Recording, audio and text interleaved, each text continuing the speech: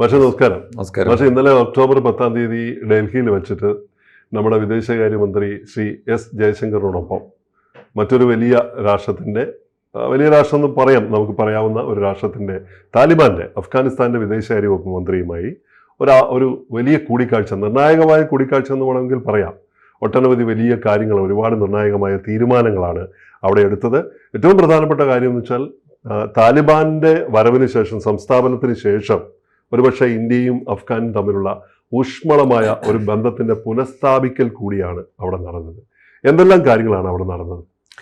ഏറ്റവും പ്രധാനപ്പെട്ട ഒരു കാര്യം, ഏറെ വിയോജിപ്പുകളുള്ള രാജ്യങ്ങളോട് പോലും ഏറ്റവും മാന്യവും സംസ്കാരപരവുമായ ഒരു പെരുമാറ്റം നമ്മുടെ ഇന്ത്യയുടെ ഒരു സംസ്കാരം കാണിച്ചു എന്നുള്ളതാണ്. അത് തീർച്ചയായിട്ടും താലിബാൻ അധികാരത്തിൽ വന്നു 2021 4 കൊല്ലം മുമ്പ് താലിബാൻ അഫ്ഗാനിസ്ഥാനിൽ അധികാരത്തിൽ വന്നപ്പോൾ തൊട്ട് ലോകരാജ്യങ്ങൾ വലിയ ആശങ്കയോടെയാണ് അതിനെ കാണുന്നത്. അതുകൊണ്ട് തന്നെ അഫ്ഗാൻ ഗവൺമെന്റ് എന്ന് താലിബാനെ അവർ വിളിക്കാറില്ല. അഫ്ഗാനിസ്ഥാന് അതുകൊണ്ട് തന്നെ ഒരു രാഷ്ട്രത്തിന്റെ പദവി അംഗീകരിച്ചു കൊടുക്കാൻ ലോകത്തിലെ ഒട്ടുമിക്ക രാജ്യങ്ങളും തയ്യാറായിട്ടില്ല. ആ സമയത്താണ് നിർണായകമായി ഈ കരാർ ഉണ്ടാകുന്നത് ഇന്ത്യയുമായിട്ട്. നമ്മൾ തയ്യാറായി, നമ്മൾ നേരത്തെ തന്നെ തയ്യാറായിട്ടുണ്ട്. കാരണം അഫ്ഗാനിസ്ഥാനിൽ ഒരു റെജീം ചേഞ്ച് വന്നു, അവിടെ ഒരു കലാപം നടന്നു, നീണ്ട അധിനിവേശം നടന്നു, യുദ്ധങ്ങളുടെ ഒരു കാലം ഉണ്ടായിരുന്നു, അഭയാർത്ഥി പ്രവാഹത്തിന്റെ കാലം ഉണ്ടായിരുന്നു.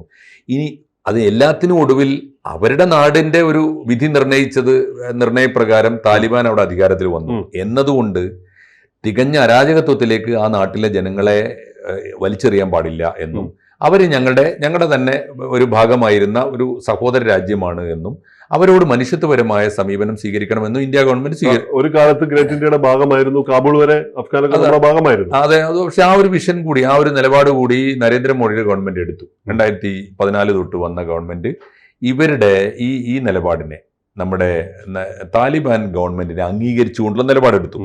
ഇന്നും അഫ്ഗാനിസ്ഥാന്റെ തലസ്ഥാനമായ കാബൂളിൽ ലോകത്തിലെ ഒട്ടുമിക്ക രാജ്യങ്ങൾക്കും എംബസി ഇല്ല. ഇന്ത്യക്ക് ഇന്നലെ വരെ എംബസി ഉണ്ടായിരുന്നില്ല. ഇന്ത്യക്ക് ഉണ്ടായിരുന്നത് അവിടെ വലിയ കലാപം നടക്കുമ്പോൾ ഇന്ത്യക്കാരെ രക്ഷപ്പെടുത്താൻ വേണ്ടി ഒരു മിഷൻ ഓഫീസ് അവിടെ തുടങ്ങിയിരുന്നു. ഇന്ത്യൻ ടെക്നിക്കൽ മിഷൻ എന്നാണ് അതിന്റെ പേര്. അവിടെ കുടുങ്ങിപ്പോയ ആളുകളെ യുദ്ധകാലത്ത് രക്ഷപ്പെടുത്താനൊക്കെ വേണ്ടിയിട്ട്. ഇപ്പോൾ അതിന് പകരം ആ ടെക്നിക്കൽ മിഷന്റെ സ്ഥാനത്ത് സമ്പൂർണമായ ഇന്ത്യൻ എംബസി അഫ്ഗാനിസ്ഥാനിൽ കാബൂളിൽ അനുവദിച്ചു എന്നതാണ് ഇന്നലത്തെ ഒരു കരാറ്. ഈ ആമിർ ഖാൻ മുത്തക്കിയും എസ് ജയശങ്കറും തമ്മിലുള്ള ആദ്യത്തെ കരാറാണ്. പക്ഷേ ഇവിടെ ഒരു ചെറിയ പ്രശ്നം എന്ന് വെച്ചാൽ, ഇതിന് സാങ്കേതികമായി കരാർ വരുമ്പോൾ തന്നെ ഇതിനെ വേറൊരു ആംഗിളിൽ കാണുന്ന ആളുകളുണ്ട്. താലിബാനും ഇന്ത്യയും തമ്മിലുള്ള ഒരു റിലേഷൻഷിപ്പ്, ആ റിലേഷൻഷിപ്പിന്റെ അകത്തുള്ള രാഷ്ട്രീയം ഉണ്ട് അല്ലേ? തീർച്ചയായിട്ടും അതിനെ വലിയ സംശയത്തോടെ കാണുന്നവരുണ്ട്. അതിന്റെ കാര്യം എന്താണെന്ന് വെച്ചാൽ, ഒന്ന്, ഇന്ത്യയുടെ ഏറ്റവും വലിയ വിപത്ത് എല്ലാ കാലത്തും ഇസ്ലാമിക ഭീകരവാദമാണ്. അതെ, തീർച്ചയായിട്ടും. എന്നാൽ ലോകം കണ്ട ഏറ്റവും മികച്ച ഇസ്ലാമിക ഭീകരവാദം താലിബാനാണ് താനും. ആ താലിബാനാണ് അഫ്ഗാനിൽ അധികാരത്തിൽ വന്നിരിക്കുന്നത്. അപ്പൊ അവരോട് നമ്മൾ സ്ട്രാറ്റജിക്കലായ ഒരു നിലപാട് എടുക്കുമ്പോൾ അത് ആപൽക്കരമല്ലേ, ഡേഞ്ചറസ് അല്ലേ, സ്വാഭാവിക തീക്കളിയല്ലേ എന്നൊക്കെ ചോദിച്ചവരുണ്ട്. പക്ഷെ ജയശങ്കറിനെ പോലുള്ള ഒരു വിദേശകാര്യമന്ത്രി നരേന്ദ്രമോദിയുടെ പിന്തുണയോടെ ഇന്ത്യയുടെ ഒരു സാംസ്കാരികമായ ഒരു ബലത്തിൽ നിന്നുകൊണ്ട് അവരോട് ഇടപെട്ടത് മറിച്ചാണ്.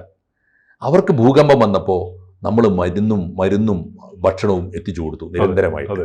മാത്രമല്ല അവരുടെ യുദ്ധകാലത്ത് മുഴുവനും അവരെ സഹായിക്കാൻ തയ്യാറായി. അടിസ്ഥാന വികസനത്തിന് അവർക്ക് യുദ്ധാനന്തര നിർമ്മാണ പ്രവർത്തനങ്ങളിൽ നമ്മൾ സഹായിച്ചു. ഏറ്റവും പ്രധാനപ്പെട്ട കാര്യം, അവർക്ക് ഇപ്പോൾ അവിടെ കൃഷി ചെയ്യാൻ വെള്ളമില്ല, കുടിക്കാൻ വെള്ളമില്ല. അഫ്ഗാനിസ്ഥാനിലെ മഹാഭൂരിപക്ഷം വീടുകളിലും വെളിച്ചമില്ല. ഈ ഒരു സാഹചര്യത്തിൽ എന്ത് ചെയ്യണം എന്ന് ചോദിച്ചപ്പോൾ സാമ്പത്തിക സഹായം ചെയ്യുന്നതിനേക്കാൾ ഇന്ത്യ വലിയൊരു മാതൃക കാണിച്ചു.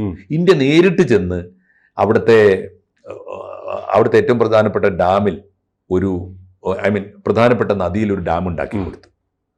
അത് ഒരു സൽമാ ഡാം എന്ന ആ സൽമാ ഡാം ഉണ്ടാക്കി കൊടുത്തു എന്ന് മാത്രമല്ല, നരേന്ദ്രമോദി എന്നാണ് അത് ഉദ്ഘാടനം ചെയ്തത്. നരേന്ദ്രമോദി, ഇന്ത്യൻ പ്രധാനമന്ത്രി നരേന്ദ്രമോദിയും അഫ്ഗാനിസ്ഥാന്റെ പ്രസിഡന്റ് അഷ്റഫ് ഘനിയും കൂടിയാണ് ഉദ്ഘാടനം ചെയ്തത്. ലോകത്തിൽ അത്ഭുതമാണത്. വലിയ വാർത്ത. ഒരു രാജ്യത്ത് ഒരു ഡാം ഉണ്ടാവുന്നു, ആ ഡാം ഉദ്ഘാടനം ചെയ്യാൻ ഒരു വിദേശ രാജ്യത്തിന്റെ പ്രധാനമന്ത്രി വരുന്നു. വെള്ളവും വെളിച്ചവും വിളിച്ചു. എന്താണെന്ന് വെച്ചാൽ ചെറിയ വെളിച്ചമല്ല. ആ ഡാമിന്റെ കപ്പാസിറ്റി എന്ന് പറയുന്നത് ചെറിയ ഡാം അല്ല. ആ ഡാമിന്റെ കപ്പാസിറ്റി ഏതാണ്ട് 42 മെഗാവാട്ട് വൈദ്യുതിയാണ്. 42 മെഗാവാട്ട് വൈദ്യുതി എന്ന് പറഞ്ഞാൽ അഫ്ഗാനിസ്ഥാനിലെ 40,000 വീടുകളിൽ തിളങ്ങുന്ന കത്തുന്ന വെളിച്ചം ഇന്ത്യയുടെ വെളിച്ചം. 2, 75,000 ഹെക്ടർ കൃഷിഭൂമിയിലേക്കാണ് അവിടുന്ന് വെളിച്ചം കിട്ടുന്നത്, വെള്ളം കിട്ടുന്നത് സൽമാ ഡാമിൽ. അപ്പോൾ 75,000 ഹെക്ടർ കൃഷിഭൂമിയിൽ കൃഷി ചെയ്തിട്ട് എത്ര വീട്ടിലായിരിക്കും അന്നം ചെല്ലുന്നത്? ആലോചിച്ച് നോക്കൂ. സത്യം പറഞ്ഞാൽ അഫ്ഗാനിസ്ഥാന്റെ കാണപ്പെട്ട ദൈവമായിട്ട് ഇന്ത്യ മാറിയിരിക്കുന്നു.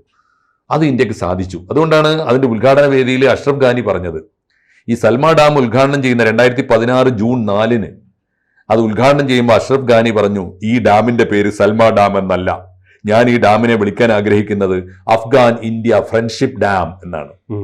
അഫ്ഗാൻ ഇന്ത്യയും തമ്മിലുള്ള സൗഹൃദത്തിന്റെ അങ്ങനെ ഒരു വലിയ മാതൃക ഇന്ത്യ കാണിച്ചതുകൊണ്ട് അഫ്ഗാനിസ്ഥാൻ ഇന്ത്യ എന്ത് പറഞ്ഞാലും കേൾക്കും എന്ന അവസ്ഥയാണ്. എന്ന് വെച്ചാൽ സ്നേഹം കൊണ്ട്, അന്നം കൊണ്ട്, അങ്ങനെയാണല്ലോ, മരുന്ന് കൊണ്ട് ഒക്കെയാണ് നമ്മൾ അവരെ കീഴ്പ്പെടുത്തിയത്. സ്നേഹം കൊണ്ടാണ് കീഴ്പ്പെടുത്തിയത്, ആയുധം കൊണ്ടല്ല. അവരുടെ തുറമുഖത്തിൽ നമുക്ക് ചില താല്പര്യം, ചാമ്പഹാർ തുറമുഖത്തിലൂടെ എന്ത് വേണമെങ്കിലും ഇന്ത്യക്ക് ചുങ്കരഹിതമായി നിങ്ങൾ ഒന്നും തരണ്ട, നിങ്ങൾക്ക് എന്ത് സാധനങ്ങൾ കയറ്റാനും ഇറക്കാനും ഇന്ത്യക്ക് ആവശ്യമുണ്ടോ ഉപയോഗിച്ചോളൂ എന്ന് പറഞ്ഞിട്ട് ചാമ്പഹാർ തുറമുഖം തന്നിട്ടുണ്ട്. എന്ന് പറഞ്ഞാൽ ഇന്ത്യക്ക് വ്യാപാര ബന്ധം.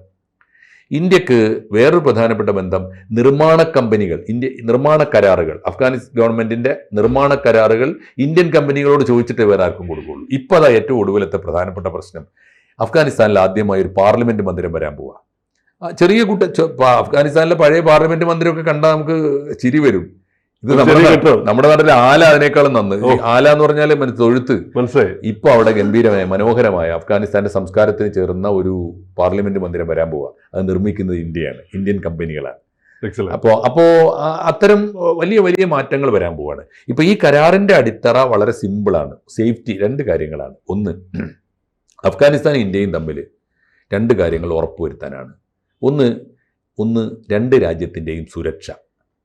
അപ്പൊ 2 കൂട്ടരും സംസാരിച്ചു, ഉള്ളു തുറന്ന് സംസാരിച്ചു. ജയശങ്കർ സാർ പറഞ്ഞു, ഇന്ത്യയുടെ വിപത്ത് എന്താണെന്ന് അറിയാമല്ലോ, പാകിസ്ഥാൻ കേന്ദ്രീകരിച്ചിട്ടുള്ള ഇസ്ലാമിക തീവ്രവാദികൾ, ലഷ്കർ എ തൊയ്ബ, ജയ്ഷെ മുഹമ്മദ് ഒക്കെയാണ്. അവരുടെ താവളങ്ങൾ ഞങ്ങൾ കണ്ടെത്തി ആക്രമിച്ചു കഴിഞ്ഞപ്പോൾ അവരൊക്കെ ഇപ്പോ അഫ്ഗാൻ മണ്ണിലേക്ക് പറിച്ചു നടന്നു എന്നാണ് കേൾക്കുന്നത്. അത് നിങ്ങൾ അനുവദിക്കുമോ? കെട്ടിപ്പിടിച്ചുകൊണ്ട് അദ്ദേഹം പറഞ്ഞത്, അനുവദിക്കുന്ന പ്രശ്നമില്ല. ഒരുത്തനും ഇന്ത്യക്കെതിരായി ഒരു ചെറുവിരലനക്കുന്ന ഒരുത്തനെയും ഞങ്ങൾ അഫ്ഗാൻ മണ്ണിൽ വേരുറപ്പിക്കാൻ സമ്മതിക്കുകയില്ല. അത് ഞങ്ങളുടെ സ്വന്തം ശത്രുവായി നേരിടുന്നതാണ് ഒന്ന്. അത് കഴിഞ്ഞിട്ട് ഒരു കാര്യം അവർ ഉന്നയിച്ചു, അതേസമയം സാർ ഞങ്ങളൊരു വിപത്ത് നേരിടുന്നുണ്ട്. ഞങ്ങൾ ഈ ലഷ്കർ എ തൊയ്ബ, ജയ്ഷ മുഹമ്മദ് ഒക്കെ നിങ്ങൾക്ക് ഇന്ത്യക്കെതിരായിട്ടുള്ളതാണ്, ഞങ്ങൾക്ക് തന്നെ എതിരായിട്ടുള്ള എന്ന് പറഞ്ഞാൽ താലിബാന്റെ തീവ്രവാദത്തെക്കാൾ എത്രയോ ഇരട്ടി തീവ്രവാദം, ആഗോള തീവ്രവാദിയാണ് ISIS. അവരെ ഞങ്ങൾ IS എന്ന് വിളിക്കാൻ ആഗ്രഹിക്കുന്നില്ല. അതെന്താ കാരണം എന്ന് വെച്ചാൽ അതിനെ ഒരു സ്റ്റേറ്റ് എന്ന് വിളിക്കുന്നത് ഞങ്ങൾക്ക് ഇഷ്ടമല്ല. ഞങ്ങളൊരു സ്റ്റേറ്റ് ആണ്.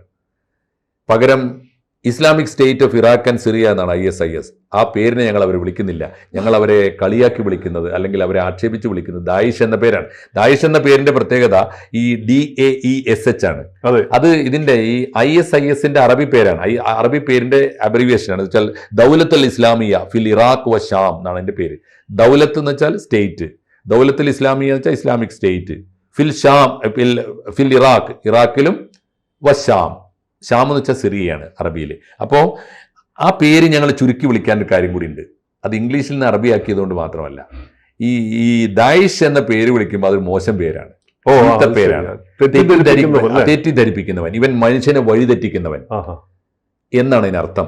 അതുകൊണ്ട് ആ പേരിൽ തന്നെ അവന്റെ ശരിയായ സൂചനയുണ്ട്. അപ്പം ഒരു പേര് തെരഞ്ഞെടുക്കുമ്പോൾ സ്വയം ആ പേര് വിനയായി തിരിച്ചു കുത്തും, അതല്ലേ അർത്ഥം. അതുകൊണ്ട് അബൂബക്കർ ബഗ്ദാദി ആ പേരിട്ടപ്പോ ഇങ്ങനെ ഒരു വിന വരും ആലോചിച്ചിട്ടുണ്ടാവും. അപ്പൊ ആ പേരിൽ അറിയപ്പെടട്ടെ എന്നാണ്.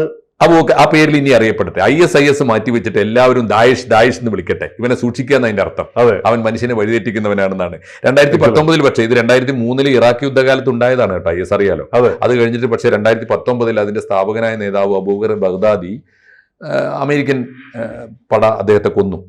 ഇപ്പൊ ഇല്ല. അപ്പൊ ബാക്കി നേതാക്കന്മാരൊക്കെ ഉണ്ട്. പക്ഷെ ഇപ്പോഴത്തെ ഒരു ഭീഷണി എന്താണെന്ന് വെച്ചാൽ ഇറാഖിൽ നിന്നും സിറിയയിൽ നിന്നും ഒക്കെ ഇവർ വന്നിട്ട് ലോകം മുഴുക്കെ എല്ലാ രാജ്യത്തും ISISന്റെ പതിപ്പുകൾ ഉണ്ടാക്കുകയാണ്. ISന്റെ പാകിസ്ഥാൻ പതിപ്പ്, ISന്റെ അഫ്ഗാനിസ്ഥാൻ പതിപ്പ്, ISന്റെ ഇന്ത്യൻ പതിപ്പുണ്ട്, എല്ലാം ഉണ്ട്. അപ്പോൾ ഈ അഫ്ഗാനിസ്ഥാൻ പതിപ്പിന്റെ പേര് ISISK എന്നാണ്. എന്ന് പറഞ്ഞാൽ ദായഷ് കെ എന്ന് പറഞ്ഞാൽ ഖുറാസാൻ. നമ്മൾ കേരള കോൺഗ്രസിന്റെ പേരുപോലുള്ള പേര്, കോൺഗ്രസ്, ജോസഫ് കോൺഗ്രസ് എന്ന് പറയുന്നത് അതുപോലുള്ള പേരാണ്. അതുകൊണ്ട് അവര് വലിയ വിപത്തായിട്ട് ഞങ്ങളുടെ നാട്ടിലും ഞങ്ങളുടെ ഗവൺമെന്റിനും ഭീഷണിയായിട്ട് വരുന്നുണ്ട്. അത്യാവശ്യം വന്നാൽ ആ കാര്യത്തിലും നിങ്ങളൊന്ന് സഹായിക്കണം കേട്ടോ സാറേ എന്ന് പറഞ്ഞിട്ടുണ്ട്. ഞങ്ങൾ ഏറ്റു എന്ന് ജയശങ്കർ സാർ അങ്ങോട്ടും പറഞ്ഞു. വലിയ അവസരമാണ് ഇന്ത്യക്ക് വന്നത്. നല്ല അവസരമാണ്. തീർച്ചയായിട്ടും ഇതാണ് സംഭവിക്കാൻ പോകുന്നത്. അതുകൊണ്ട് തീർച്ചയായിട്ടും ഇപ്പോൾ ഈ കരാറ് പരസ്പരം സഹായിക്കുന്ന കരാറാണ്. മാനുഷിക സഹായം, മാനുഷികമായി അഫ്ഗാനിസ്ഥാന് വലിയ ഗുണം കിട്ടും. ഇന്ത്യ ഒരു കാര്യം കൂടി ആലോചിച്ച് നോക്കൂ റോബിൻജി, ഏത് സമയത്താണിത്? അഫ്ഗാനിസ്ഥാൻ മുസ്ലിം ഭൂരിപക്ഷ രാജ്യമാണ്. ഇന്ത്യ ഭരിക്കുന്നത് നരേന്ദ്രമോദിയാണ്. ഇദ്ദേഹം മുസ്ലിങ്ങളുടെ ശത്രുവാണെന്നാണ് പൊതുവെ അദ്ദേഹത്തിനെതിരായി ശത്രുക്കൾ പറഞ്ഞു വരുന്നത്. അങ്ങനെയാണെങ്കിൽ അഫ്ഗാനിസ്ഥാൻ എന്തിനാണ് ഈ കുടിവെള്ളം കൊടുക്കുന്നത്? അഫ്ഗാനിസ്ഥാൻ എന്തിനാണ് ഈ കൃഷി ചെയ്യാൻ അന്നം കൊടുക്കുന്നത്? ഡാം കിട്ടുന്നത്? അഫ്ഗാനിസ്ഥാൻ എന്തിനാണ് ഡാം കെട്ടി കൊടുക്കുന്നത്? പാർലമെന്റ് മന്ദിരം. അപ്പൊ അതുകൊണ്ട് സഹോദരന്മാരായിട്ട് കാണാനും, അങ്ങനെയുണ്ടല്ലോ, അതിഥികളായിട്ട് ദൈവങ്ങളായിട്ട് ആദരിക്കാനും മാനവികതയുടെ ഉദാത്തമായ സംസ്കാരമുണ്ട്. അതിനാണ് ഭാരതീയത എന്ന് പറയുന്നത്. ഇത് ഭാരതത്തിന് മാത്രം സാധിക്കുന്ന ഒന്നാണ്. വേണമെങ്കിൽ ഇസ്ലാമിക ഭീകരവാദ പ്രസ്ഥാനമല്ലേ താലിബാൻ, അവർ ഭരിക്കുമ്പോൾ ഞങ്ങൾ എന്തിനാണ് അഫ്ഗാനിസ്ഥാനെ സഹായിക്കാൻ പോകുന്നത് എന്ന് പറയാം. പക്ഷേ അത് നമ്മുടെ തെരഞ്ഞെടുപ്പല്ല. അഫ്ഗാനിസ്ഥാനിലെ ജനത തെരഞ്ഞെടുത്തത് തൽക്കാലം അവരുടെ നിയോഗം അതാണെങ്കിൽ അതായിക്കൊള്ളട്ടെ. അപ്പോഴും അഫ്ഗാൻ ജനത നമ്മുടെ ശത്രുക്കളല്ല. മോദി ഗവൺമെന്റിനെ ആക്ഷേപിക്കുന്നത് അറിയേണ്ടതാണ്, തീർച്ചയായിട്ടും അറിയേണ്ടതാണ്. വലിയ വലിയ വലിയ സന്ദേശമാണത്. മോദി ഗവൺമെന്റിന്റെ മാനവികത എന്താണ്, ഭാരതീയതയുടെ മഹത്വം എന്താണ്, അത് മനസ്സിലാക്കാനുള്ള ഏറ്റവും നല്ല കരാറാണ് ഈ കരാർ. തന്ത്രപരമായ നീക്കം മാത്രമല്ല, വെറും തന്ത്രമല്ല, സംസ്കാരം കൂടിയാണ്. അത് കാണേണ്ടവർക്ക് കാണാൻ സാധിക്കട്ടെ എന്ന് നമുക്ക് ആശംസിക്കാം. ഈ കരാറ് തീർച്ചയായിട്ടും അഫ്ഗാനിസ്ഥാന് ഗുണം ചെയ്യും, ഇന്ത്യക്കും ഗുണം ചെയ്യും. തൽക്കാലം വേറൊരു കാര്യമുണ്ട്, തന്ത്രപരം എന്ന് വെച്ചാൽ അത് മോശം കാര്യമല്ല. യുദ്ധത്തിന് ഒരു നീതിയുണ്ട്. യുദ്ധകാലത്ത് ഒരേ സമയം രണ്ട് ശത്രുവിനോട് പൊരുതാൻ പാടില്ല. അഫ്ഗാനിസ്ഥാൻ എന്തെങ്കിലും നമുക്കെതിരായി തിരിഞ്ഞാൽ തീർച്ചയായിട്ടും അഫ്ഗാനിസ്ഥാനെ നേരിടാൻ നമുക്ക് യാതൊരു മടിയും പേടിയും ഇല്ലല്ലോ, യാതൊരു ഭയപ്പാടും. ആ വാക്കിന് പകരം നമ്മൾ നയപരം എന്ന് പറയാം. നയപരം എന്ന് തന്നെ പറയാം. തീർച്ചയായിട്ടും നയപരവും മാനവികവുമായ ഒരു കരാറാണ്. ആ കരാറിന്റെ മേഖലയിൽ വലിയ മാറ്റങ്ങൾക്ക് ഏറ്റവും നല്ല സമയത്ത്, ഏറ്റവും അത്യാവശ്യമായ സമയത്ത് ആ കരാറ് ഒപ്പിട്ടത് അഫ്ഗാനിസ്ഥാനും നല്ലതാണ്, നമുക്കും നല്ല. അങ്ങനെ സംഭവിക്കട്ടെ. കൂടുതൽ വാർത്തകളും വിശേഷങ്ങളും നിങ്ങളിലേക്ക് എത്താൻ ABC മലയാളം സബ്സ്ക്രൈബ് ചെയ്യുക, ബെൽ ബട്ടണും അമർത്തുക.